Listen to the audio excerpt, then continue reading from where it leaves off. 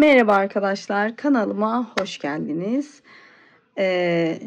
Videonun başında da çantanın bitmiş halini gördünüz. Burada da sizinle birlikte çantamın yapımına başlayacağız.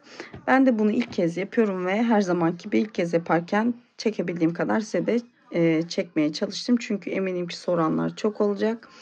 Şimdi arkadaşlar bu çanta için 6 adet böyle kare motifimiz, 2 adet de böyle yuvarlak motifimiz olacak. Şimdi birini ördüm, yuvarlak motifin.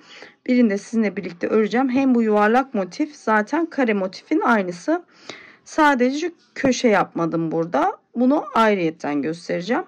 Bu yuvarlak ortasını aynı şekilde yapıyoruz. Kare motiflerdeki gibi. Sadece bunun yuvarlak olması için farklı bir işlem uyguladım kenarına. Burada da kare olması için farklı bir yöntem uyguladım. Şimdi ikisini de size göstereceğim.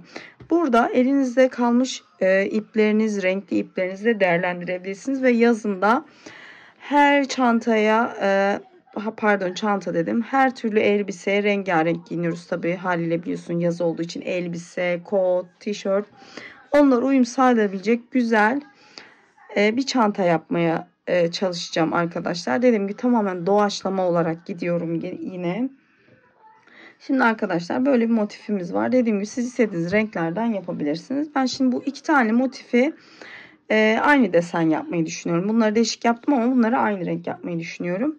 Şimdi arkadaşlar ortasından başlayacağız. Öncelikle 3,5 milim tığ kullanıyorum arkadaşlar. Şöyle benim iplerim var arkadaşlar. Bunlar renk renk. Dediğim gibi siz elinizde kalan ipleri kullanabilirsiniz. Kağıt ip arkadaşlar. Şimdi şöyle 5 adet zincir çekiyoruz. Burada bir kilit zinciri yaptık. Şöyle çekeyim net görülsün. Kilit zincirinden sonra 1, 2, 3, 4 ve 5 adet zincir çekiyoruz arkadaşlar. 5 adet zincirden sonra şöyle bakın. Kilit zincirinden değil, hemen bir öndeki zincirden içeri batıyoruz. Şöyle kaydırma yöntemiyle şöyle kilitliyoruz ve 2 adet zincir çekiyoruz arkadaşlar. 1, 2. Şimdi burada gördüğünüz, şunu şöyle saklayacağım yaparken. Burada sihirli halka da yapabilirsiniz ama o çok sağlam olmuyor arkadaşlar. Çünkü ipler hani sert olduğu için sıkıştırırken kopma olabiliyor. Denedim yani. Bence bu daha garanti. Şimdi arkadaşlar burada toplamda 16 adet ikili trabzanımız var. Şimdi bakın. Bir tane ikili trabzanımı zincirimi çektim. 2 adet zincirimi çektim. Şimdi hemen bu halkanın içine 16 tane ikili trabzan yapıyorum. Şimdi 16 adet ikili trabzandan sonra şu üst sıraya çıkacağız arkadaşlar. Bu halkanın için 16 adet ikili trabzan dolduralım. Şu üst sıraya çıkacağız. Evet arkadaşlar bakın. 1, 2, 3, 4, 5, 6, 7, 8, 9, 10, 11, 12, 13, 14, 15. 15 tane yaptık. Bir tane daha yapıyoruz. 16 tane. Bakın 16. Şimdi şurada ikili bakın 2 adet zincir çekmiştik ki onun tepesine batıyoruz. Ve bir ilmek kaydırma yapıyoruz arkadaşlar. Şimdi sayalım. Bazen ben de fazla ya da eksik yapabiliyorum. Sayı mutlaka. 1, 2, 3, 4, 5, 6, 7, 8, 9, 10, 11, 12, 13, 14, 15, 16. Bakın 16 tane oldu. Şimdi arkadaşlar bunu keseceğiz. Kesmeden önce bakın ben şöyle bir yan tarafa geçiyorum. Bakın şöyle. Pardon. Şimdi şöyle ipimi uzatıyorum. Şöyle biraz uzunca kesiyorum. Şöyle ipimi şu tarafa doğru şöyle içe alıyorum arka tarafa. Zaten çünkü bunu şimdi yaparken merak etmeyin, bu çıkmayacak. Bu üstteki sıraya geçince bunu da yürütüyorum ipi, yani yürütmeden asla ipi kesmiyorum. Şimdi arkadaşlar mavi renkli yapmışım. Siz de istediğiniz renge geçiş yapabilirsiniz. Şimdi dediğim gibi 16 adet ikili trabzanımız oldu. Şimdi arkadaşlar herhangi bir noktadan şöyle bakın sık iğnenin tepesinden batabilirsiniz. Şöyle ipimi alıyorum. Tekrar bakın buraya 1, 2, burada 3 adet zincir çekiyoruz. İpim de burada bakın. Şimdi ipimi şöyle elimin altına alıyorum. Bunu gizleyeceğim ve üstüne yapacağım. Şimdi tığımı doluyorum. Bir kere tekrar aynı noktaya batıyorum. Bakın. Tamamen ikili trabzan yapmadan tekini çıkıyorum. Teki tığımda tekrar doluyorum. Tekrar bakın aynı noktaya. Şunu tekrar göstereyim. Bakın arkadaşlar. Şimdi 3 adet zincir çektik. Tığımı doladım. Tekrar aynı noktaya batıyorum. İpimi de yürütüyorum tabi altta. Çıkartıyorum. Ve ikili trabzan yapar gibi önce birini çekiyorum. İkinciyi çıkmıyorum. Tekrar tığımı doluyorum. Aynı noktaya tekrar ipimi çıkartıyorum. Bu sefer önce bakın birini çıkıyorum. Sonra 3 tane ilmek kalıyor tığımda. Üçünü tek seferde görüyorsunuz. Ve bir zincir çekiyorum. Evet arkadaşlar burada yan sıraya geçeceğiz. Bir zincir çektik. Tığımı doluyorum. Yandaki sık iğnenin tepesine batıyorum. Tekrar aynı şekilde bakın. Bir tane ikili trabzan gibi yaptım. Tekini çıktım teki tığımda. Sonra tekrar aynı noktaya batıyorum.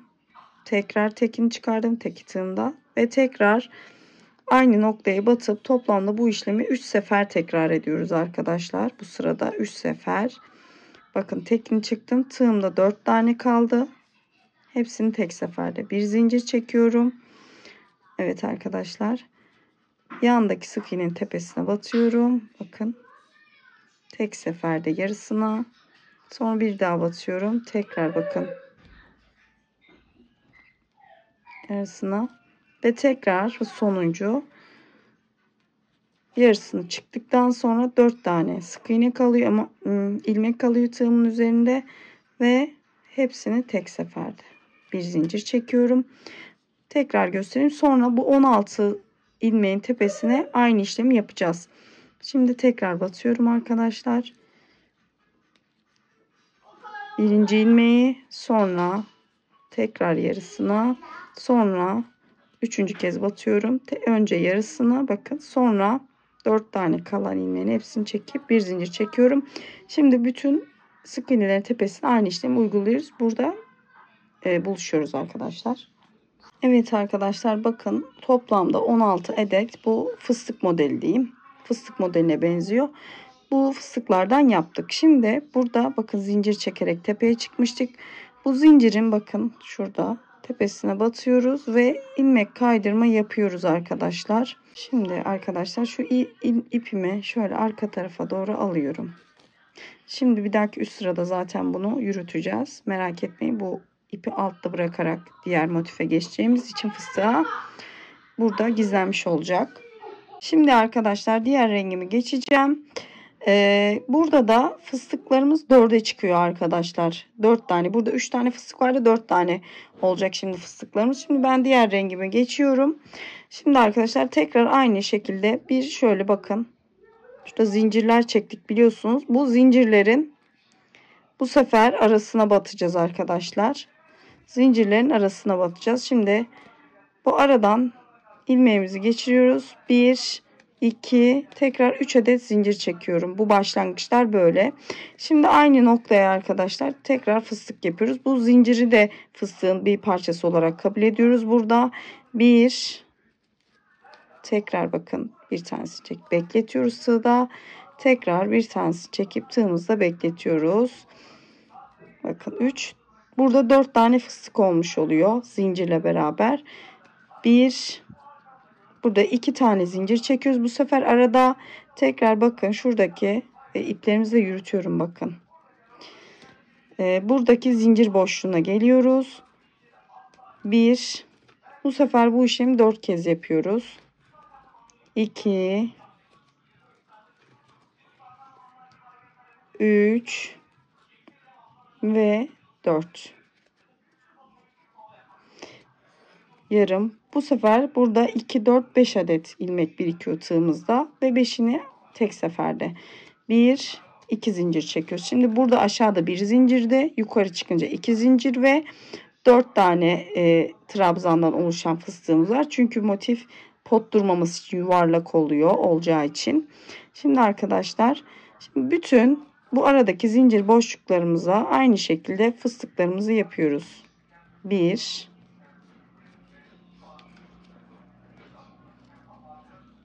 2 tığımızla biriktiriyoruz geri kalanına. 3 ve sonuncu 4 yarısını alıyoruz ve tığımızda 5 tane ilmek oluyor ve 5'ini tek seferde. Şimdi 1 2 adet zincir çekiyoruz. Bu şekilde sıra sonuna kadar aynı işlemi tekrarlıyoruz arkadaşlar. Evet arkadaşlar, bakın burada da sıra sonuna geldik. Şimdi burada da 2 zincirimizi çektik. Tekrar bakın, şurada 3 adet zincir çekmiştik. Bunun tepesine şöyle batıyoruz ve ilmek kaydırmayla şöyle ipimizi tekrar kesiyoruz. İpimizi çıkaracağız. Bir üst sıraya geçeceğiz. Yalnız bundan önce arkadaşlar, şimdi burada dörtlü fıstık modeline kadar burayla burası aynı. Şimdi ben size bu motifin yapılışını göstereceğim. Yani ana parçalı oluşturan motif kare. Bu aynı şekilde göbek kısmı aynı. Bakın, sadece burada kare olması için şurada köşeler koyuyoruz ve burada trabzanlarımız var. Şimdi bunları yapacağız. Bunu şimdi size şöyle renkli bir iple göstereceğim. Şimdi arkadaşlar, dediğim gibi ben şimdi bunu kenarına köşe yapacağım. Bunu normal ana motiflerimiz olarak kullanacağız. Şimdi tekrar buradan ipimi alıyorum. Bakın arkadaşlar. İpimi aldıktan sonra herhangi bir noktadan, şimdi peki şuradaki ipimi de arkaya alayım. Onu yürüteceğim çünkü arkadan gizleyeceğim. Şimdi ipimi buradan aldım. Bakın. Şimdi burada 1 2 3 4 adet köşemiz var. Şuradan köşe kısmının bir tanesini köşe yapacak şekilde yapacağız. Şimdi köşelerde arkadaşlar, şimdi 1 2 3 adet şuraya bir zincir çektim. Şimdi buraya 3 tane üçlü trabzan, 1 2 3, bakın, 1 2 3. Şimdi bu ilk köşemin bir kanadı şurası. Birleştirirken burayı köşe olarak kullanacağız. Şimdi arkadaşlar, şöyle tığımı doluyorum. Zincir çekmiyorum arada. Yan tarafa doğru geçiyorum. Ve buraya 3 tane ikili trabzan.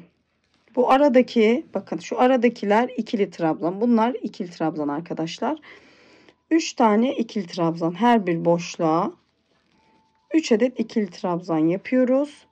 Şimdi bundan da 3 tane yapıyoruz arkadaşlar. Yan yana, bakın, 1 2 3 tane ikili trabzan yapıyoruz. Her bir kutucuk boşluğuna 3 adet ikili trabzan.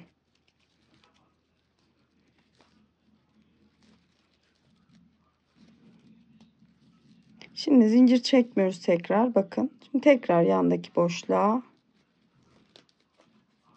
şöyle 3 adet ikili trabzan yapıyoruz. Şimdi köşemizin diğer köşemizi oluşturacağız. Şimdi arkadaşlar, tığımızı doluyoruz.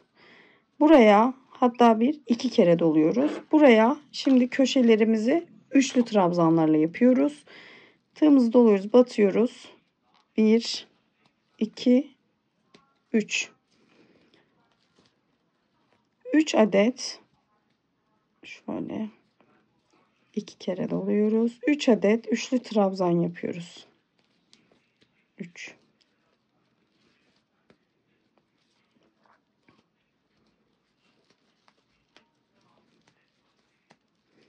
bakın. Şimdi 1 2, aslında buraya 3 tane zincir çekiliyor. Ama kağıt ipte biraz boşluk fazla olduğu için ben bunu 2 adet yaptım. Ama normal pamuklu iplerle çalışacaksanız makrome tarzı, onlarda 3 tane yapabilirsiniz. Tekrar aynı noktaya üçlü trabzan. Biraz fazla sıktım galiba.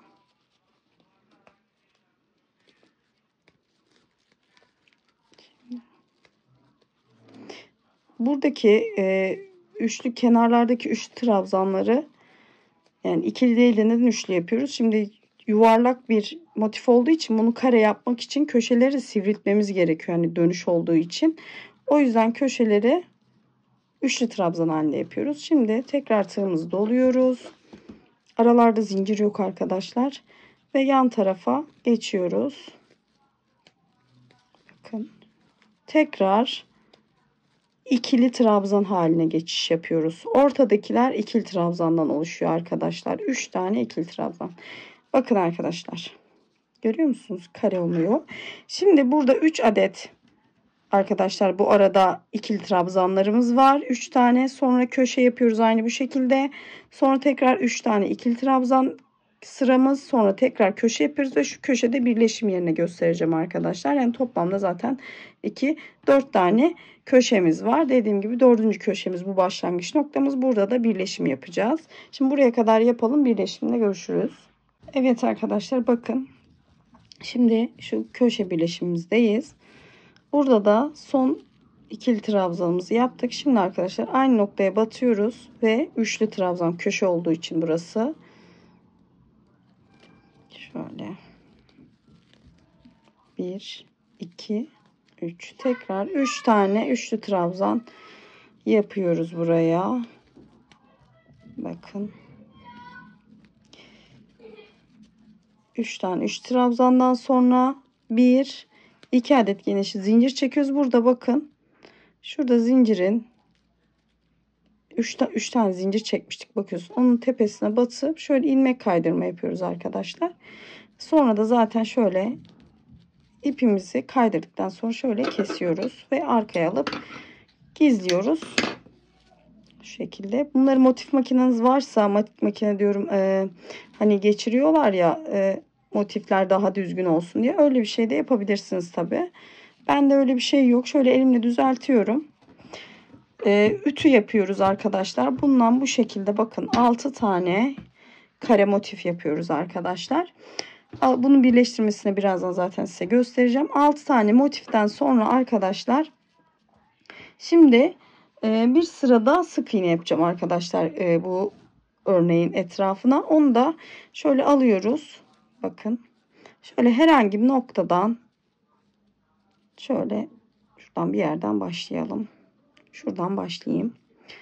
Şimdi herhangi boşluktan, bakın şöyle boşluk derken bunları şu boşluklardan değil, şu sık iğnenin tepe boşluğundan batıyorum. Aralara sık iğne yapmıyorum arkadaşlar. Bak, bir tane sık iğne yaptım. Şöyle bakın, sık iğnelerin tepelerine batarak her bir sık iğneye bir tane, bakın tepesine batıyorum. Şöyle bakın, araya batmıyorum. Buna dikkat edin. Şöyle bakın, araya batmıyorum. Şöyle sık iğnenin tepesine batıyorum. Buralara bakın birer tane sık iğne. Aralarda zaten zincir yoktu sonda. Birer tane sık iğne yapıyorum. Şimdi bütün bu sık iğnelerimizin tepesine bir tane sık iğne yapıyorum. Burada da bunu belirtmek isterim. Bu sık iğnelerin sayısı hepsine eşit olmalı arkadaşlar. Zaten üstlerine birer kez batıyoruz, eşit olur, ama şurada ben normalde 2 tane zincir çekmiştim ya, buraya köşelere 3'er tane sık iğne yapacağız.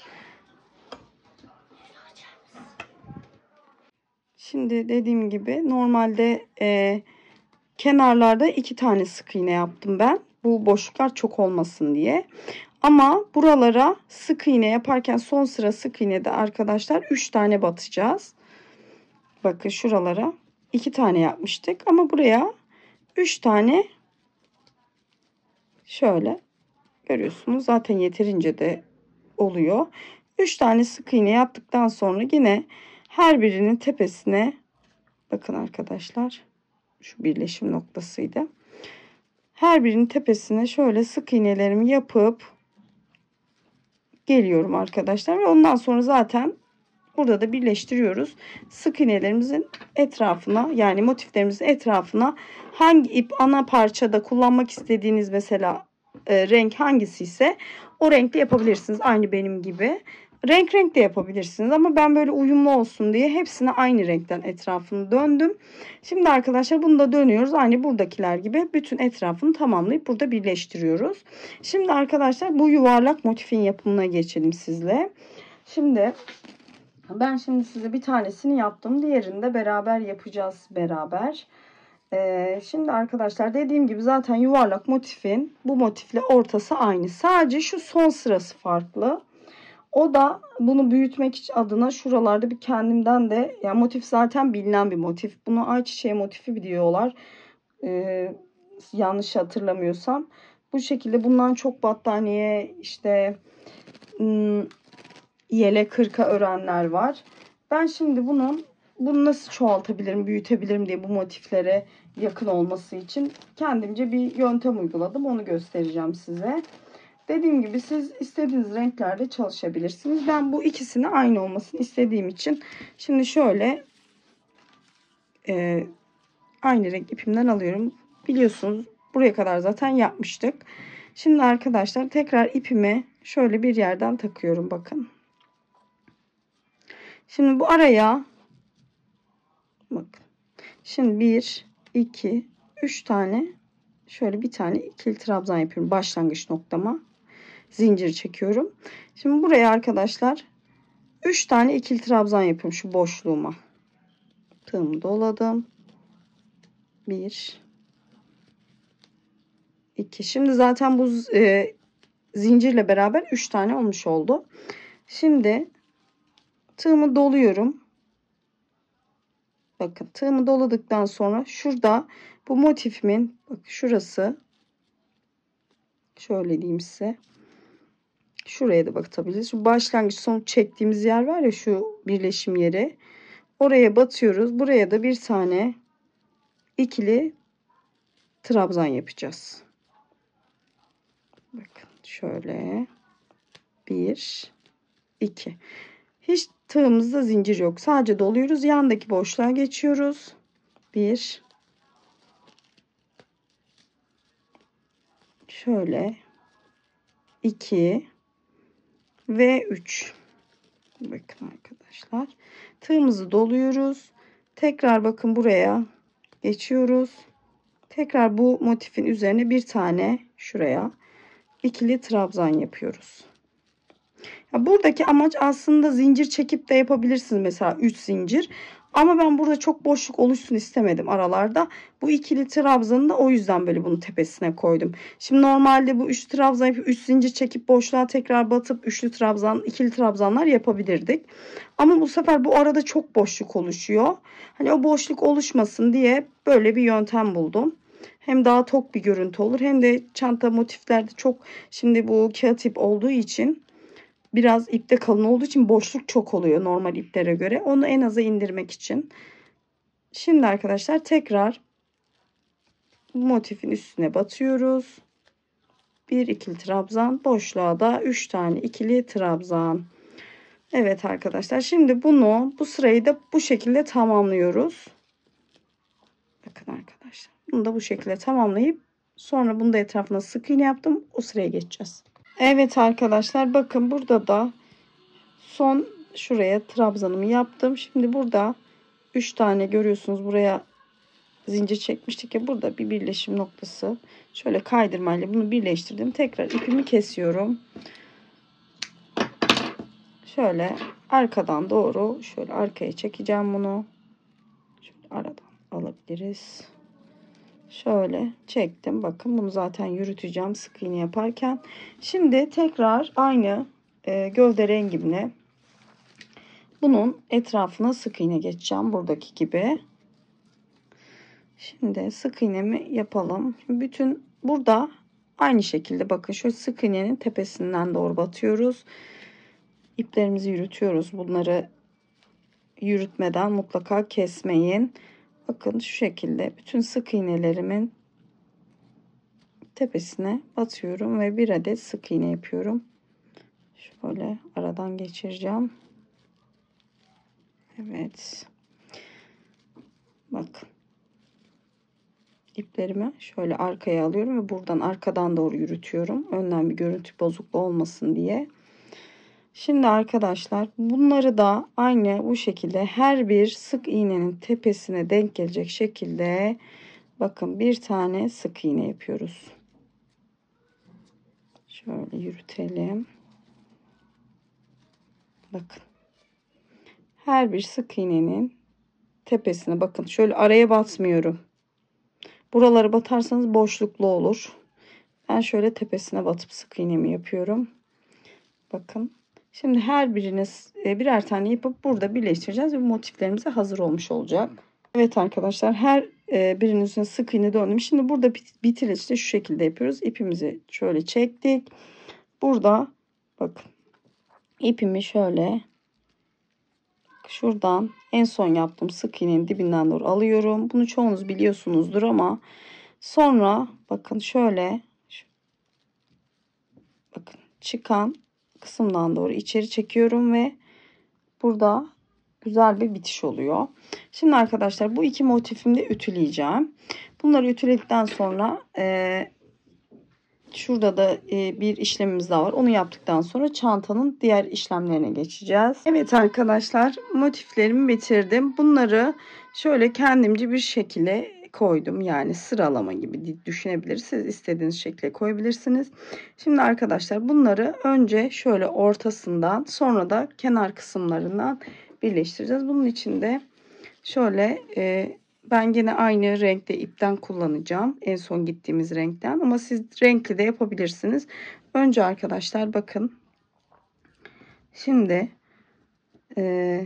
şöyle ipimi alıyorum. Şöyle bakın bu üç köşelerde şöyle netlemede göstereyim. Köşelerde 3 tane sık iğne yapmıştık biliyorsunuz. Bunun ortasındakinden batıyorum arkadaşlar. Yani ikincisinden şöyle. Bir de şöyle tek kanadından batacağız. Bakın arkadaşlar. Şimdi şu tek kanadından batıyoruz. Burada da evet. Burada da aynı şekilde bakın. Şöyle bunun da şu ön taraf size bakan kanat kısmından batıyoruz. Şöyle ilk önce bir ipimi arka tarafa öne alıyorum. Bakın. Bunları sonra tabii ki gizleyeceğiz ve birleştireceğiz. Şimdi arkadaşlar bu kısmın şöyle bakın dış taraftaki kanadından, bunun da iç taraftaki kanadından batıyoruz. Şöyle arkadan ipimizi alıyoruz. Dediğim gibi bunu sonradan şöyle sıkılayacağım ve ilmek kaydırma yani bekleyen ilmeğin içinden geçiriyoruz. Bakın buradan batıyoruz. Karşıdakinin de şu iç taraftaki kanadından batıyoruz. Alttan ipimizi alıp bekleyenin içinden geçiriyoruz. Şimdi bu şekilde bunu bakın uç tarafa kadar geleceğiz arkadaşlar. Uç tarafa gelince diğer motiflerimizi birleştireceğiz. Onu da göstereceğim. Böylelikle bu 6 parçayı ortalarından birleştirerek birbirine bağlayacağız. Sonra diğer kısımlarını birleştireceğiz. Dediğim gibi şimdi burada çekim yaparken zor oluyor. Normalde oturarak yapıyorsanız şöyle bir ayağınızın üzerine koyarak da yapabilirsiniz. Ben öyle yapıyorum şahsen. Bakın bu şekilde ilmek kaydırma yöntemiyle iki motifi birbirine bağlıyoruz arkadaşlar. Şimdi ben buraya kadar geleceğim. Burada da köşede aynı şekilde bakın. Şu ortadaki ikinci motif bakın sık iğnele kadar motif diyorum. Şurada üçer tane yapıyoruz ya köşede. Bunların ortalarına gelene kadar bu işlemi yapıyoruz. Evet arkadaşlar bakın şurada şimdi bu ortadaki sık iğneleri de birleştirdim ilk köşelerdeki. Şimdi sıralamada hangi örneğiniz varsa mesela şu ikisini birleştireceğim şimdi arkadaşlar. Bu ikisini şöyle alıyorum. Bakın ilk önce şöyle bunun da bakın tekrar aynı şekilde şu ortadaki sık iğneden bir kanadını alıyorum. Bunu da aynı şekilde biraz karmaşık görünebilir ama aslında daha basit bir birleşim yöntemi. Bunu da aynı şekilde bakın alıyorum. şöyle bundan şöyle çıkıyorum. Şimdi arkadaşlar bak şöyle yapayım, kafanız karışmasın. Çevirelim. Şimdi bunun dördünü birbirine birleştirmiş olduk. Şimdi burayı da aynı şekilde ilmek kaydırma yöntemiyle şimdi karşıya kadar geçeceğim. Bakın. Dediğim gibi bunu bir yere koyarak da yapabilirsiniz. Şimdi tekrar bakın, bunun şöyle ön kanadından, bunun da arka kanadından batıyoruz. Şöyle arkadan alıyoruz ve ilmek kaydırmayla birleştiriyoruz. Tekrar devam ediyoruz. Aynı şekilde tekrar bakın şöyle karşılıklı ilmeklerimizi alıp aşağıda gösterdiğim gibi bu ilk ilmekteki bu şekilde de bunları birleştiriyoruz. Bakın.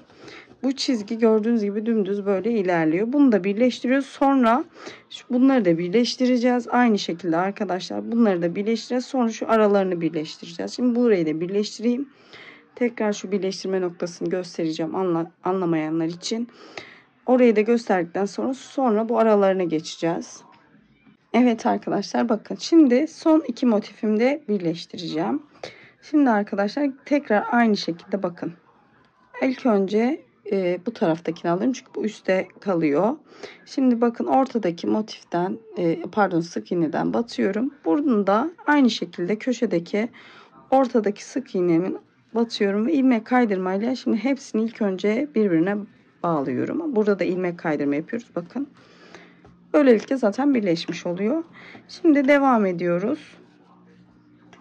Şimdi diğerlerini yaptığımız gibi şöyle ilkin önden alıyoruz ilmeğimizin, karşıdakinde arka tarafındakinden, pardon yanlış söyledim, buradan arka tarafındaki ilmeği alıyoruz, diğerinde öndeki ilmeğini alıyoruz. Artık yani anlamışsınızdır, bazen ben de karıştırıyorum, kusura bakmayın.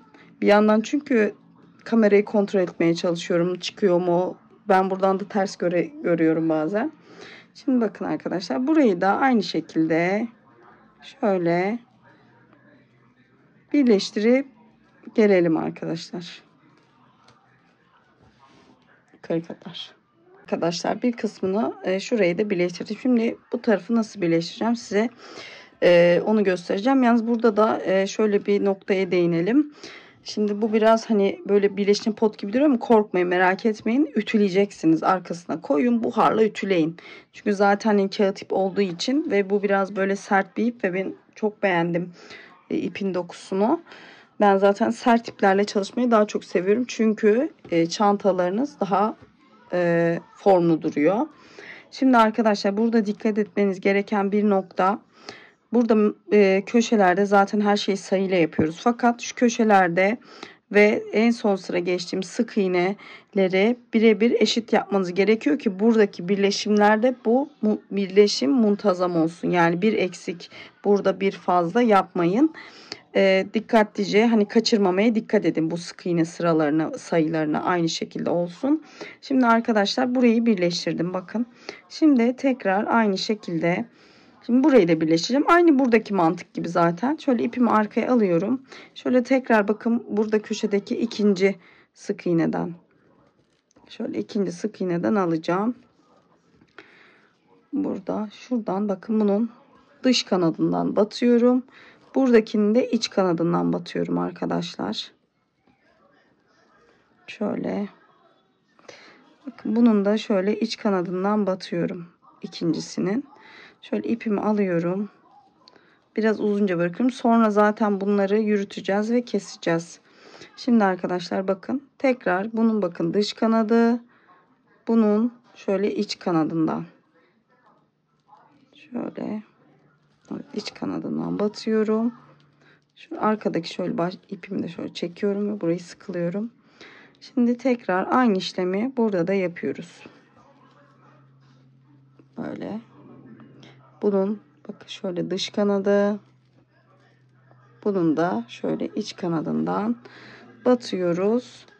Şimdi şu ortaya kadar da geliyoruz. Bu ortada diğerlerini yaptığımız gibi üstünden atlayıp geçeceğiz yani. Oraya da bir kaydırma işlemi yapacağız.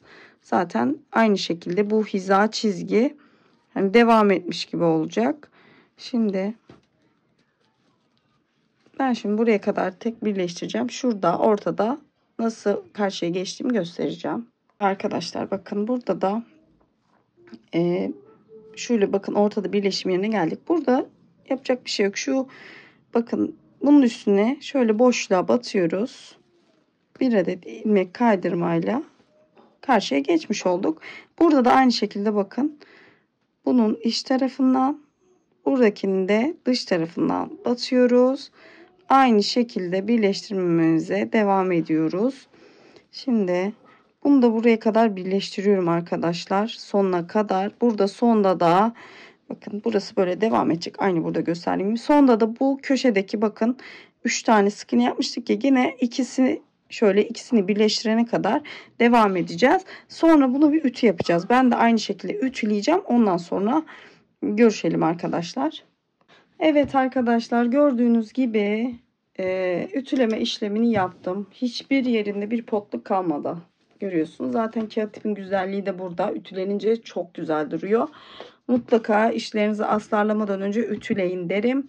Şimdi arkadaşlar biliyorsunuz ben doğaçlama gidiyorum. Şimdi izlemiş olduğunuz motiflerimiz de var burada biliyorsunuz. Bunları daha ütülemedim. Bunları da ütüleyeceğim. Ama önce bu birleştirdiğimiz parçada bir işlem daha yapmak istiyorum. Dediğim gibi tamamen o an karar veriyorum ben. Hani nasıl güzel, gözüme güzel geliyorsa en kusursuza yakın. Yani kimse kusursuz değil de gene hani mükemmele yakın ne kadar yani ne yapabilirsem onu yapmaya çalışıyorum. Şimdi arkadaşlar ben burada sık iğne geçmek istiyorum şimdi etrafından ki burada bir bütünlük olsun parçada. Şimdi bunun için arkadaşlar sık iğne yapacağım. Sık iğnemi de şuradan şimdi bir kenarından başlatacağım arkadaşlar. Bakın. Şimdi hatta şöyle şuradan başlatayım şu ortadan. Şimdi arkadaşlar bakın. Şimdi bir tane sık iğne yaptık. Şimdi burada göstermek isteyeceğim şey zaten normal sık iğne üstüne sık iğne gidiyor. Ama şurada bakın motiflerin birleşim yuvarlak hani birleştirsek de şurada tamamen bir kapanma olmuyor. Şimdi onları kapatmak adına bir sırada sık iğne yapacağım. Onları nasıl kapatıyorum size onu göstereceğim. Şimdi orada olabildiğince daha düzgün bir görüntü elde etmek istiyorum. Bu arada ipimizi de yürütüyoruz her zamanki gibi. Sonra bu iplikleri zaten temizleyeceğiz arkadaşlar. Merak etmeyin. Şimdi burada sık iğnemizi yapıyoruz. Bakın şimdi burada tümseğimiz var. Onu nasıl gidereceğiz onu göstereceğim. Bir tane daha sık iğne yapıyorum.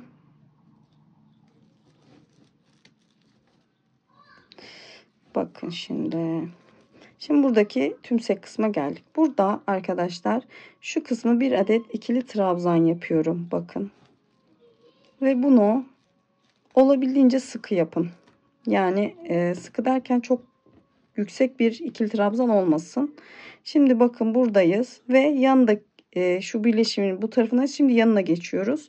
Buraya da bir adet ikili trabzan. Dediğim gibi burada da hani çok yüksek bir ikili trabzan olmasın. Bakın arkadaşlar. Sonra yana geçiyorum. Hemen birleşim yerine bir adet ikili trabzan daha yapıyoruz. Pardon ikili trabzanı sık iğne. Gördünüz mü? Şimdi burası bu aradaki oyu kapatmış olduk. Ve böylelikle parçamız daha düzgün. Ve şimdi birleşim sırasında da daha muntazam bir görüntü olacak arkadaşlar. Bunu yaptıktan sonra ben tekrar bir ütü yapacağım arkadaşlar kenarına. Şimdi bütün kenarlarıma sık iğne yapıyorum arkadaşlar. Aralardaki boşlukları da bakın şuralar burası aynı işlemi buralarda uyguluyorum. Siz de uygulayın. Şu birleşim bakın birleşim ipimizin bir sağına bir tane soluna ikili trabzan yapıp yan tarafa geçip birleştiriyoruz. Bu şekilde bu görüntüyü ortadan kaldırıyoruz. Daha düzgün bakın ütülendiğinde de daha güzel olur. Daha düzgün bir görüntü meydana çıkacak. Şimdi ben bu sık iğne sıralarını tamamlayıp parçamı tekrar ütüleyeceğim. Ondan sonra diğer işlemlere geçeceğiz arkadaşlar. Dediğim gibi sadece şu aralarda o ikili trabzanlarımız var. Şuralarda. Onun haricinde düz her sık iğnenin üzerine birer sık iğne olacak. Şimdi arkadaşlar burayı anlatmıştık biliyorsunuz. Şimdi burada köşede şöyle bir değişiklik yapmaya karar verdim. Değişiklik derken şimdi bu parçanın şöyle köşeli olmasını istediğim için biraz daha şu köşelerde hani 3 adet sık iğne yapmıştık ya. Bunun birincide değil ikinci yani ortasındakine 3 adet sık iğne yapıyoruz ki burası dönerken kasmasın ve daha köşeli bir görüntü olsun. Ondan sonra diğerlerini aynı şekilde sık iğne halinde devam ediyoruz arkadaşlar. Şu aralarda dediğim gibi 2 tane şu bakın birleşim yaptığımızın ipin hem sağına hem soluna 2 tane bir buraya ikişerli trabzanımız var. Diğerleri aynı şekilde köşelerde de dediğim gibi şu köşe noktalarına ortadakine yani ikincisine 3'er tane dönerken şöyle köşeli olması için kasmaması için 3 tane sık iğne yapıyoruz ortadaki sık iğneye. Başka bir değişiklik yok. Hepsini bu şekilde yapıp ütümüzü yapıp geliyoruz arkadaşlar. Arkadaşlar çantamız bu şekilde. Şimdi bunları daha ütülemedim. Silindir 2 parçamız vardı biliyorsunuz. Şimdi çantamız bunun etrafına dönecek, birleşecek. Bakın şu şekilde. Şimdi burada da bir fermuar boşluğumuz olacak. Bu fermuar boşluğu için arkadaşlar fermuar boşluğu için bakın şöyle kabaca şöyle bir hesap yapıyorum. Şuraya da fermuar dikilecek. Yani bu uçlara ikişer üçer sıra sık iğne yapmam lazım ki bu buraya biraz daha şöyle birleşsin. Arada sadece fermuar boşluğu kalsın. Dediğim gibi ben de sizlerle birlikte ördüğüm için yani yaparak bir şeylere karar veriyorum. Şimdi arkadaşlar bu uç kısmına bakın. Şimdi şuraya en az bir 2 sıra sık iğne işleyeceğim. 2 sıradan sonra onu zaten size fazla yaparsam söylerim. Zaten şuradaki tümseye gidermiştik biliyorsunuz. Şimdi şu köşeden bakın. Şu hani 3 tane yaptık ya köşeye. İkincisinin ortasından batıyorum. Ve buraya bir sık iğne yapıyorum arkadaşlar. Buraya sık iğne yaptıktan sonra ipimi de gizleyerek şöyle artık şöyle yan tarafa doğru sık iğnelerimi tekrarlıyorum şöyle her birinin üzerine bir tane arkadaşlar şöyle bakın her birinin üzerine şöyle bakın şöyle köşeli oldu her birinin üzerine bir tane sık iğne yapıyorum ve dediğim gibi böyle toplamda şuradaki köşedeki ikinci noktaya kadar yani burada yapmıştık ya aynı şekilde ortadaki üçlü sık iğnenin ikincisine gelene kadar orayı da dahil şöyle 2 sıra bir sık iğne yapacağım. Sonra aynı şekilde bu kısmında 2 sıra sık iğne yapacağım. Dediğim gibi göz kararı ölçtükten sonra yetmezse üstüne bir sıra daha yapabiliriz ya da yeterli gelirse yapmayız. Şimdi ben buraya 2 sıra buraya da 2 sıra olmak üzere şu baş taraflara sık iğnemi yapıp geliyorum. Şimdi arkadaşlar yine bir deneme yanılmadan sonra şimdi bir sıra sık iğneyi ördüm. Bakın buradan ipimizi taktık ya bu düz. Ama ikinci sırada tersten gitmek zorunda kalıyoruz. Bu sefer ters görüntü oluşmuş oluyor. Ben de onu denedim beğenmedim açıkçası. Şimdi şöyle bir teknik var. O şekilde yapmayı düşünüyorum. Şimdi buradayım bakın arkadaşlar. Şimdi burası sıramın sonu geldim. Yani normalde böyle hani ters dönüyoruz. Normalde böyle ters dönüyoruz biliyorsunuz. Tersinden sık iğne yapıyoruz. Bu sefer hani ters olarak görünüyor. Hani o görüntüyü beğenmedim. Hatta şuraya kadar yaptım gördünüz. Şöyle bir teknik var onu yapacağım. Bakın arkadaşlar bu ilmeği uzatıyoruz. Şöyle sıramızın başına geliyoruz.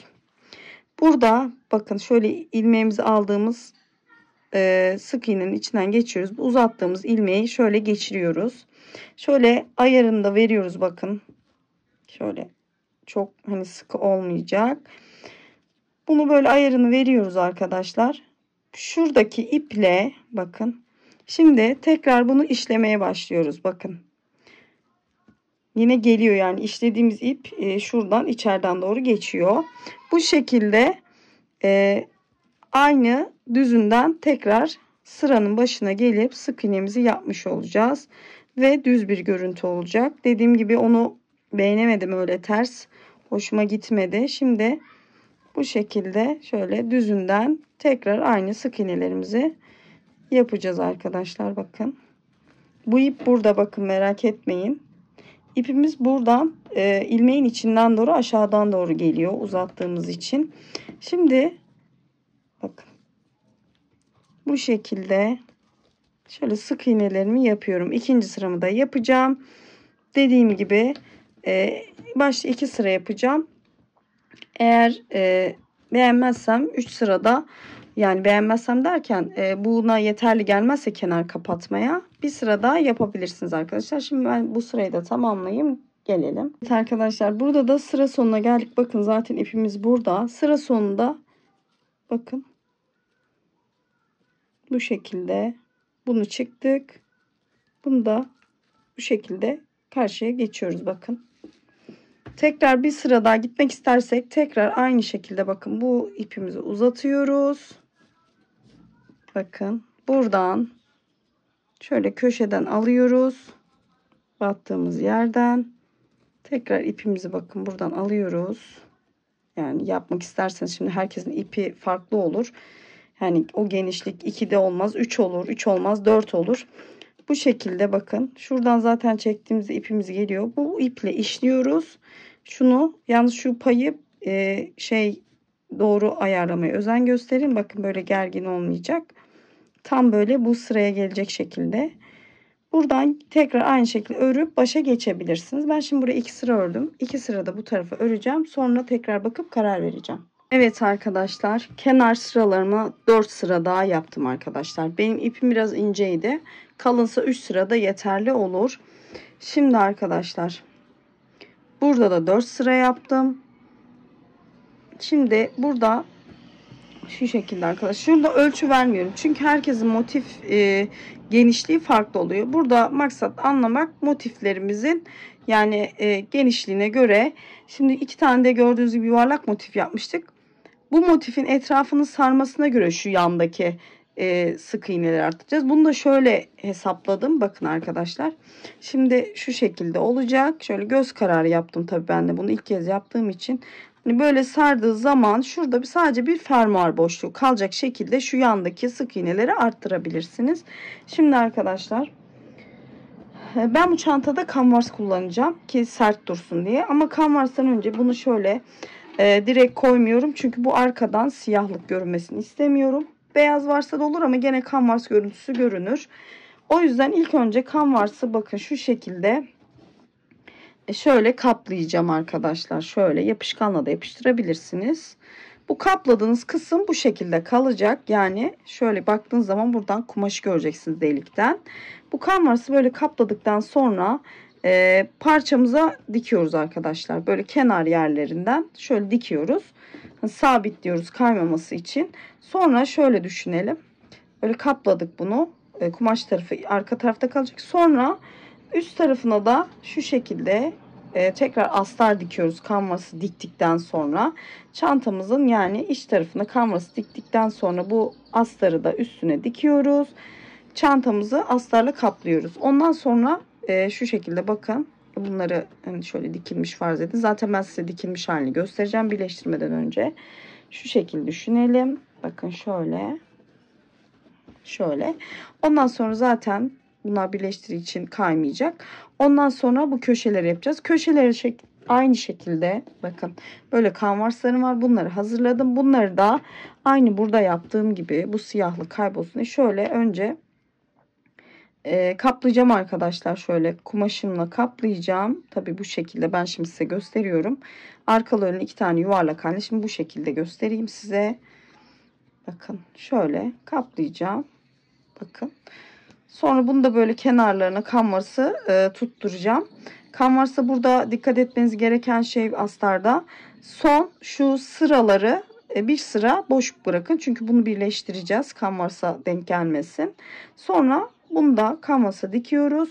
Bunları diktikten sonra yan birleştirme sırasına geçeceğiz. Şimdi dediğim gibi ben bu çantayı kanvasla birleştireceğim. Şu parçalarını birleştireceğim. Sonra çantayı birleştirme kısmına geçeceğiz. Evet arkadaşlar, bakın şu şekilde astarlama işlemini yaptım. Şöyle astarların bu kısmını açık bıraktım. Çünkü buraya fermuar diktikten sonra bunu kıvırıp elimle dikeceğim arkadaşlar. Hani fermuar kısmını da üstüne tam orayı hesaplayamadığım için şuraları şöyle açık bıraktım. Onu sonra fermuar dikiminden sonra da kıvırıp dikebilirim. Şu şekilde de bakın yan motiflerim var. Şimdi bunları birleştireceğiz arkadaşlar. Arkadaşlar şimdi bunları şöyle yan tarafa birleştireceğiz. Bu da arkadaşlar bakın bu şekilde bir köşesinden başlıyoruz. Şöyle zaten bunlar birleştiği zaman iğneyle dikeceğimiz için içeride kalacak, merak etmeyin, görünmeyecek. Ben şimdi şuradan şu yaptığımız en son paydan değil de şu taraftan doğru, onun dibinden doğru başlayacağım. Oldukça basit bir yöntem. İğneyle birleştireceğim arkadaşlar. İki kısmına şöyle iğnemin ucunu şöyle düğümledim. Şöyle bakın şu iç kısmından şöyle bir kere şöyle iğnemi iç tarafına doğru bir alayım. Şöyle bunu gizleyeceğim çünkü burada. Şimdi arkadaşlar bakın şöyle şuradan çıkacağım. Şimdi buradan da bakın aynı şekilde şuradan sık iğneyi şöyle karşılıklı olacak şekilde alıyorum. Artık burada bakın şöyle karşıda sık iğnenin olduğu yere şöyle iki kanadından birden bakın iğne ile şöyle yapacağım. Bu oldukça güzel bir yöntemdir. Ben sıklıkla da bu yöntemi kullanıyorum. Şöyle sık iğnelerimizin şöyle aralarından geçiyorum ve çantamın birleşim kısmını bu şekilde gerçekleştiriyorum. Sık iğne de yapabilirsiniz ama ben bu yöntemi bu çantada daha iyi olacağını düşündüm. Ama dediğim gibi siz sık iğne de yapabilirsiniz. Böyle sanki bana daha düzgün olacakmış gibi geldi. Şimdi arkadaşlar bütün şöyle kısmı böyle dikiyoruz, birleştiriyoruz. Şimdi arkadaşlar bakın, şimdi ben bütün böyle bu kenarları buna birleştirip geleceğim arkadaşlar. Sonra diğer tarafını da birleştireceğiz. Önce bunu birleştirelim. Evet arkadaşlar bakın şöyle diktim. Oldukça da güzel oldu. Bakın kenarları. Şimdi şuraları neden açık bıraktım? Buraları fermuar dikeceğim için ağız kısmına fermuar diktikten sonra şurada ipimi, kalan ipimi bakın bırakacağım arkadaşlar. Fermuar diktikten sonra burayı kapatacağım arkadaşlar. O yüzden fermuar dikmek için bu alanı bıraktım. Şimdi aynı şekilde de bu kısmı dikip sonra askı kısmı var. Oraya geçeceğiz. Sonra zaten fermuar kısmı var. Evet arkadaşlar, şurada birleşim kısımlarımı yaptım. Burayı da birleştirdim. Şuralarda açıklar bırakmıştık biliyorsunuz. Ve ben şöyle küçük pelikan askılardan taktım arkadaşlar. Kısa olanlarından, bunlar biliyorsunuz boy boy. Siz istediğiniz boyda takabilirsiniz. Şöyle kenarlarına D askılar ekledim. Buraları da diktim. Uzun yan askı da kullanabilirsiniz diye. Ve arkadaşlar burada şu bakın astarı kapatmamıştık biliyorsunuz. Hani askıları diktikten sonra dışarıda hani dikiş görüntüsü oluşmasın diye. Şimdi fermuarlı dikmeye geldik. Burada bakın bir kısmını diktim. Şu şekilde bakın ağzın kapalı şekilde fermuarımın bir kısmını diktim. Şimdi arkadaşlar bakın şöyle bunu açmadan önce şurada şöyle bir birleşimini yapacağım. Sonra bunu açacağım. Bakın şöyle yavaşça tamamen çantadan ayırmıyorum fermuarı ki burada potluk olmasın, sıkı olsun diye. Şöyle hayalet ipim var arkadaşlar. Şöyle aynı yandaki gibi, bunu dikmesi zaten oldukça basit. Bakın önce dediğim gibi kapalıyken bir tarafını dikiyorum. Şimdi evet arkadaşlar şöyle kenarından tutuyorum. Şimdi şu uçları, uç kısmını çok dikmiyorum. Burada çünkü bunu en sonda şuralar kapanacak biliyorsunuz. Fermuar dikmek için hem burayı açık bırakmıştık. Böyle hayalet ipimizle şöyle güzelce dikmeye başlıyoruz. Burada dediğim gibi önemli olan bir potluk oluşmaması.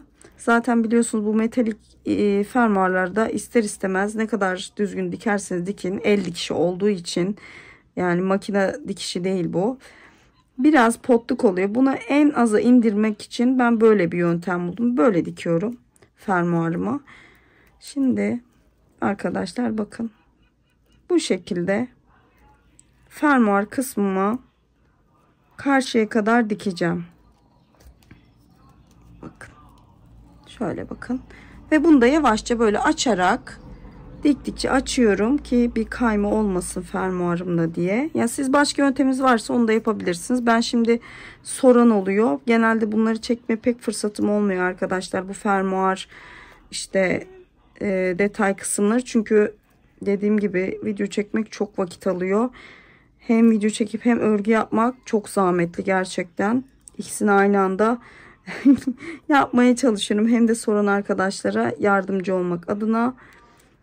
Bakın şimdi arkadaşlar, görün. Bu şekilde şimdi açarak fermuarımızı buraya kadar dikeceğiz. Ondan sonra yan kısımlarını birleştirmeyi göstereceğim size. Evet arkadaşlar, bu tarafını kapattım. Şimdi bu tarafını sizinle birlikte kapatacağım. Şu şekilde bakın, burayı dikmeden önce şu dikmediğimiz kısım vardı ya, onu söylemiştim, hani fermuarın üstüne gelecek şekilde orayı da ağız kısmını diktim arkadaşlar. Sonra kenarları kapatıyoruz. O iki tarafı da diktikten sonra önce bu kenarı kapattım. Şimdi sizinle bu tarafı da kapatacağım. Bakın şöyle. Bakın şimdi şurada açıklık var gördüğünüz gibi. Şimdi şurada ipler bırakmıştık biliyorsunuz. Burayı dikerken bunu tekrar iğnemizi buraya takıyoruz. Aynı şekilde şöyle kenarlarından şöyle tutturacağız. Şöyle bakın. Tabii sonra bu ipler hepsi temizlenecek arkadaşlar. Şimdi buraları şöyle kenar kısımlarından düzgünce, hatta bir geri bir ileri şeklinde dikiyorum ki sağlam olsun, açılmasın. Bakın arkadaşlar. Şimdi fermuarımızı da şöyle oturtuyorum. Şöyle arkaya doğru da dikelim ki sağlam olsun. Dediğim gibi fermuar kısmını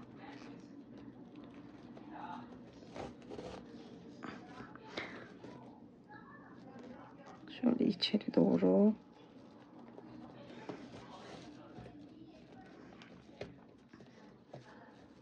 şöyle elimizle düzelterek yapıyoruz bu işi. Şimdi şöyle ağız kısmını da kapatacağım, uç tarafını fermuarın. Bunu da önce şuraları birleştiriyoruz. Şöyle. Bakın. Şimdi bakın bu tarafından da tutturuyoruz, uç kısmından.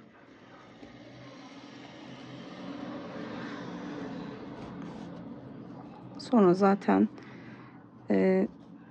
ince detay kısmına da zaten kenarları iyice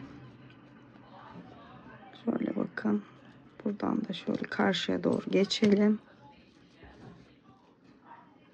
Evet arkadaşlar, karşı tarafı da aynı şekilde birleştiriyoruz. Burada amaç zaten kendinizce düzgün bir dikiş yapmak, birleşimi yapmak. Aslında nereden battığınız